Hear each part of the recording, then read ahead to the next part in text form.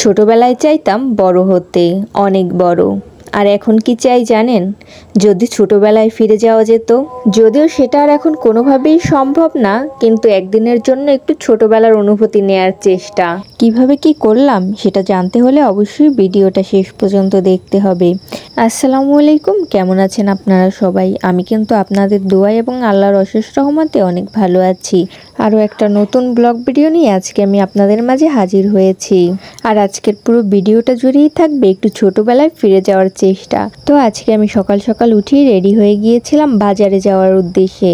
বাজারে গিয়ে কি বাজার করলাম তা তো আপনারা দেখতেই পেলেন। বাজার করে যখন বাসায় যাব তখন সামনে বাঁধলো এরকম জ্যাম। কি একটা অবস্থা বলুন! ঢাকা শহরের মতো জ্যাম এখন ঝালকাঠিতেও শুরু হয়েছে। এগুলো কি কোনোভাবেই মেনে নেওয়া যায়? কি আর করা যাবে, জ্যামজট পেরিয়েই বাসায় আসতে হলো। গিয়েছিলাম একেবারে খালি হাতে, আর ফিরে আসলাম ব্যাগ ভর্তি বাজার নিয়ে। বাসায় এসেই আবার একটা বলের ভিতরে চাল ডাল আলু পেঁয়াজ এগুলো নিয়ে নিচ্ছিলাম। আর মনে মনে ভাবছিলাম, এই বুঝি আম্মু এসে এখন বকা দিয়ে বলবে রোজ রোজ এগুলো কি করিস। তা আর হলো না, কারণ এখন এগুলো করি না অনেক বছর।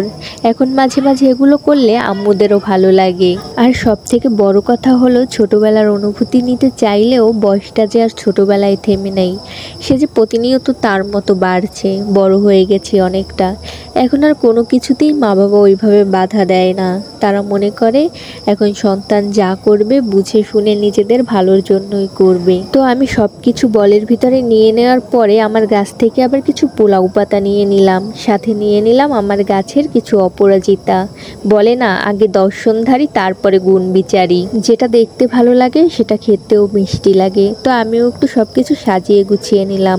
বাই দ্য ওয়ে, আপনাদের তো এখনো বলাই হয়নি আমি আজকে কি করতে যাচ্ছি। আপনারা অনেকে হয়তো এতক্ষণে বুঝেও গেছেন, তবুও যারা বুঝতে পারছেন না তাদের জন্য বলে দিই, আমরা কিন্তু আজকে বনভাতের আয়োজন করেছি।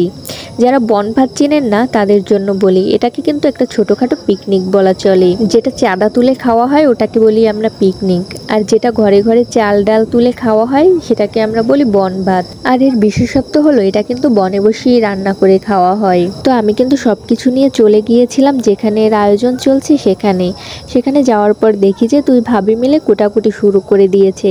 আমি আবার ভাবলাম সবাই যেহেতু কাজ করছে আমারও তো একটু কাজ করা দরকার, এই জন্য আমি আবার ছাদ থেকে লাকড়ি নামিয়ে আনলাম। এরপর আমরা চুলা তৈরি করে নিলাম। চুলা তৈরি করে নেওয়ার পরে আমরা যেহেতু অনেক রকমের ভর্তা করবো, এই জন্য আমরা সব সবজিগুলো চুলায় সিদ্ধ করতে দিয়ে দিলাম। সবজিগুলো সিদ্ধ হওয়ার পর আমরা রান্নাটাও বসিয়ে দিলাম। রান্না বসিয়ে দেওয়ার পরে ভাবি এবার এখানে পাতিলের মশলাগুলো একটু নাড়ানাড়ি করছিল। তো কিছুক্ষণ নাড়ানাড়ি করার পর ভাবি বলল যে আমার হাতটা গরম হয়ে যাচ্ছে। তো আমি বললাম তো আমার কাছে একটু দাও, আমি একটু নাড়ানাড়ি করি। আমি তো নিয়েই অবাক, ওমা এ তো অনেক গরম। তারপর আর এক ভাবিকে বললাম যে নাও এখন একটু তুমি নাড়ানাড়ি করো, এখনো বিয়ে শাদী করিনি, এই মুহূর্তে হাতটা পোড়ানো যাবে না। এরপর ভাবি নিয়ে নাড়ানাড়ি করছিল। এর ভিতরে আরেক ভাবি আবার বড় একটা কিছু নিয়ে আসলো নাড়ানোর জন্য। এটার নাম কি আমি শিওর বলতে পারছি না, তবে এটা আনায় বেশ ভালোই হচ্ছিল। আগুনের তাপটা আর কিছুতেই হাতে লাগছিল না। এভাবেই সবাই মিলেমিশে টুকটাক কাজের মধ্যে দিয়ে চলছিল আমাদের রান্না। যত কষ্টের কাজই হোক না কেন সবাই মিলে করলে কিন্তু ওই কষ্টটা আর কিছুতেই খারাপ লাগে না, বরং ভালোই লাগে সবাই মিলে কাজ করতে, বেশ একটা আনন্দ পাওয়া যায়।